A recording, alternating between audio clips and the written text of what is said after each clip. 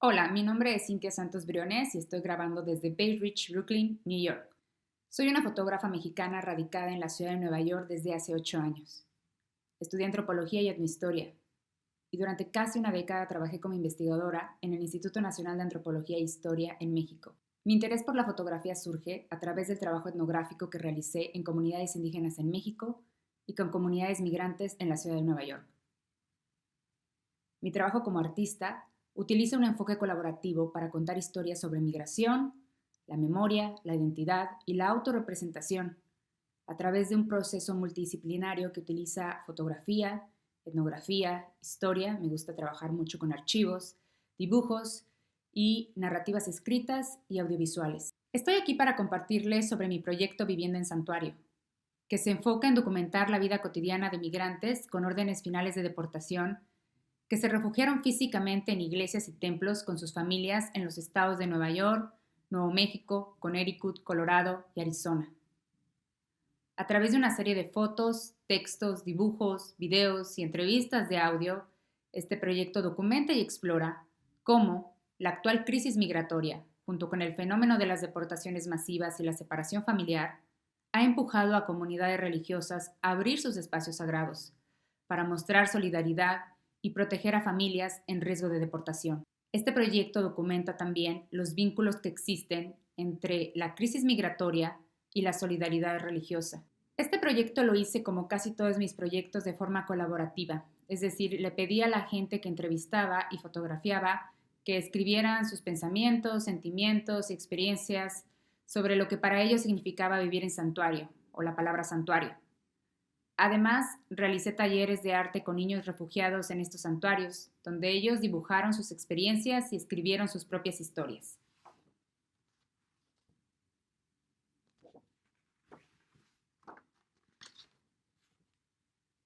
De la pastora Shanna en Carbondale, Colorado.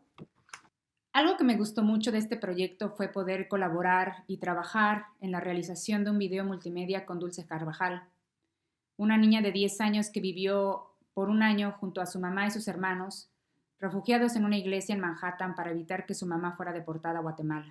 Para la realización de este video multimedia, Dulce escribió su propia historia sobre lo que para ella, como niña, significaba vivir en una iglesia santuario. Además de escribir su propia historia, Dulce tomó fotografías con una cámara Polaroid.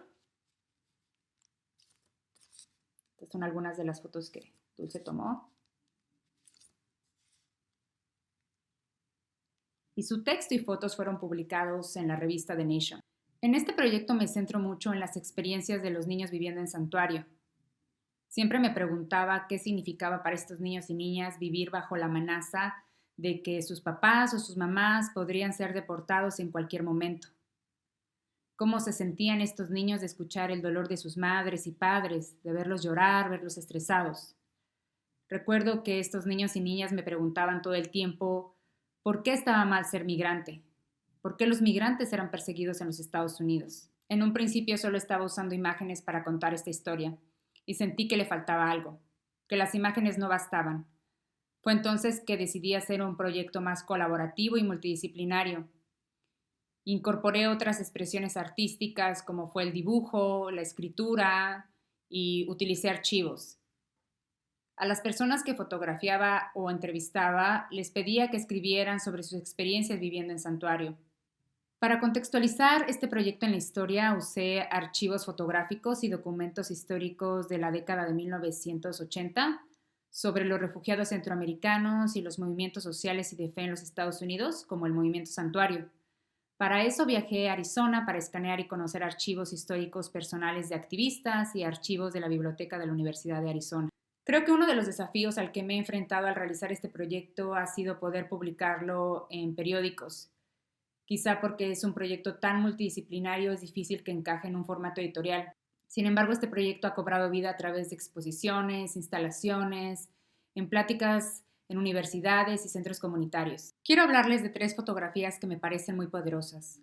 La primera es una fotografía que le tomé al tobillo de Suyigno Sahuti, un migrante de Indonesia de 70 años que mientras estaba viviendo en santuario en una iglesia en Connecticut, por casi 2 años tuvo que usar un monitor electrónico que la policía de migración, llamada en inglés de Immigration and Customs Enforcement, le colocó en el tobillo.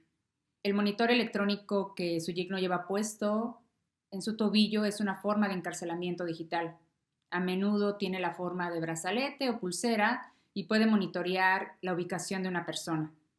La gente que ha usado este monitor experimenta tortura psicológica.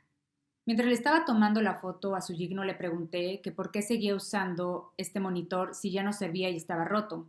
Y él me contestó que aunque estaba roto, lo seguía sosteniendo en su tobillo con unas ligas porque alguien podría estar mirándolo y si la policía de migración se enteraba de que él se había quitado el monitor de su tobillo, podía ir a la iglesia, arrestarlo y deportarlo. La segunda foto es una imagen de una ventana abierta con vista a un campo lleno de árboles. Esta imagen, que parece una pintura, estaba colgada en el cuarto del sótano de la iglesia donde Karim, un inmigrante de Irak, vivió por 2 años en santuario en Albuquerque, Nuevo México, para evitar ser deportado.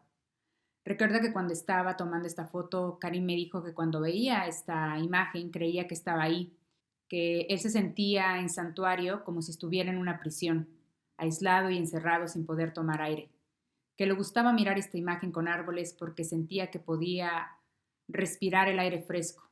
La tercera es una fotografía que le tomé a Dulce y Daniela Carvajal sentadas en una de las bancas de la iglesia donde vivieron por un año junto a su mamá y a su hermano refugiadas en santuario. Una de las cosas que me gusta de esta imagen es la iluminación. Las iglesias antiguas tienen una iluminación muy estética.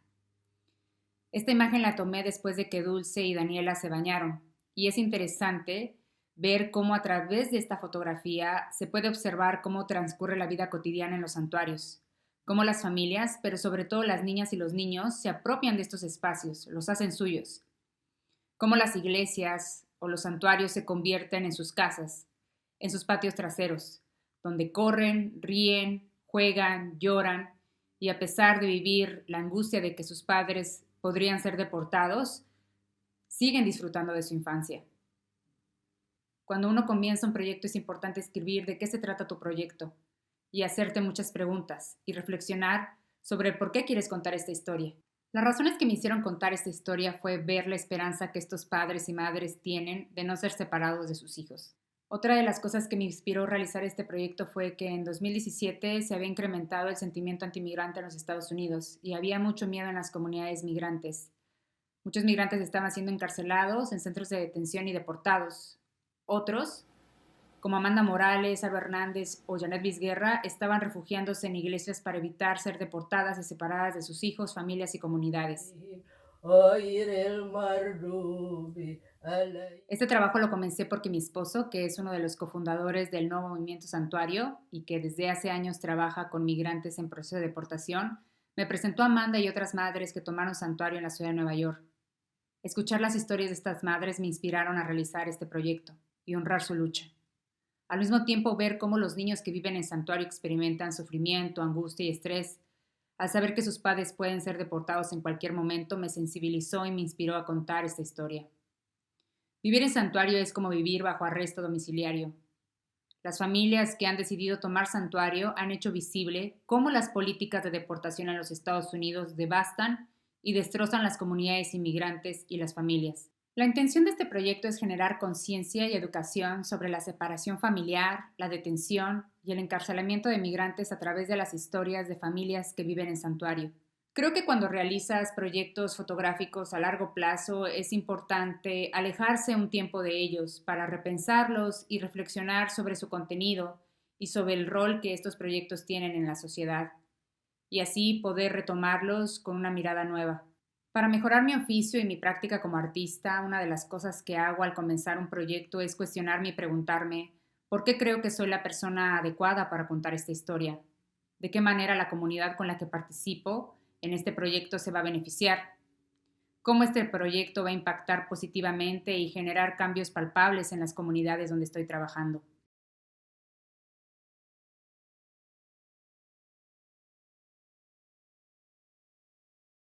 Generalmente en mis proyectos le pregunto a la gente con la que colaboro cómo se sienten en la manera en la que los estoy representando.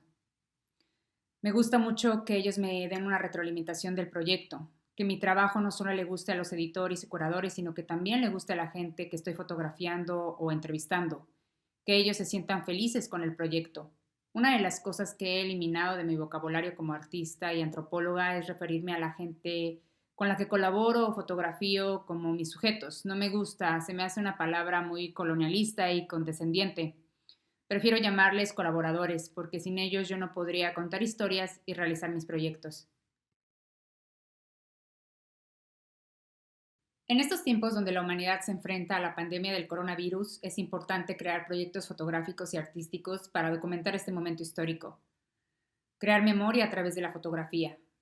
Que el distanciamiento social no limite tu creatividad. Desde casa puedes hacer un diario fotográfico.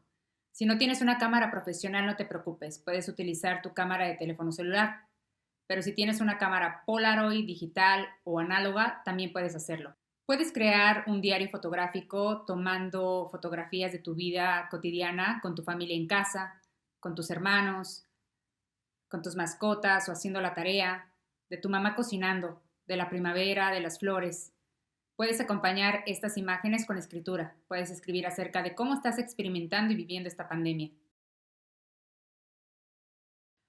Ahora estoy trabajando dos proyectos a la misma vez. El primero se llama Espacios de Detención y es un proyecto colaborativo que examina a través de la fotografía, de collage, del dibujo y la escritura, cómo la infraestructura y la arquitectura de la detención en el norte del estado de Nueva Jersey reconfigura las interacciones sociales y el bienestar y la salud mental de los migrantes.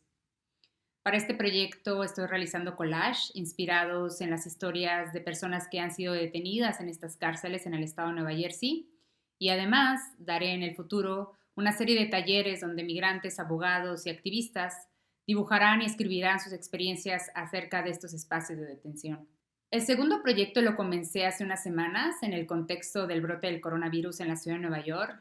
Este proyecto, por ahora llamado Correspondencias, explora cómo las comunidades migrantes en la ciudad de Nueva York, en Immokalee, en Florida y en California se han convertido en periodistas ciudadanos y están utilizando fotografías y videos para documentar el COVID-19 y cómo esta pandemia está impactando su vida en términos socioeconómicos.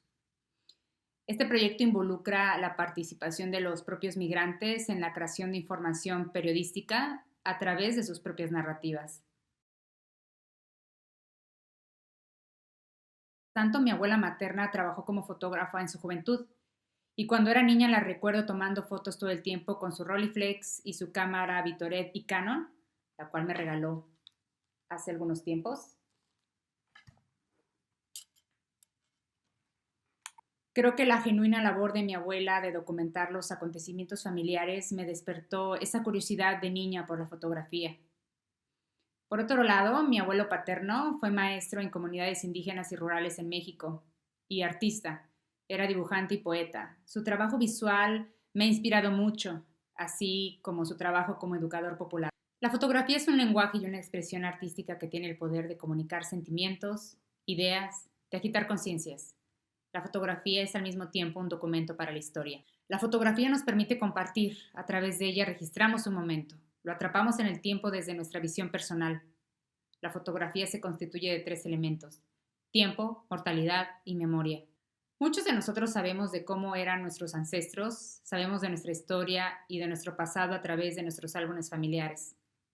Así como nuestras madres conservan los retratos de sus abuelas, es importante que nosotros guardemos nuestras selfies y las imágenes que hacemos de nuestra vida diaria, para que un día nuestros hijos puedan conocer de sus ancestros y tener memoria.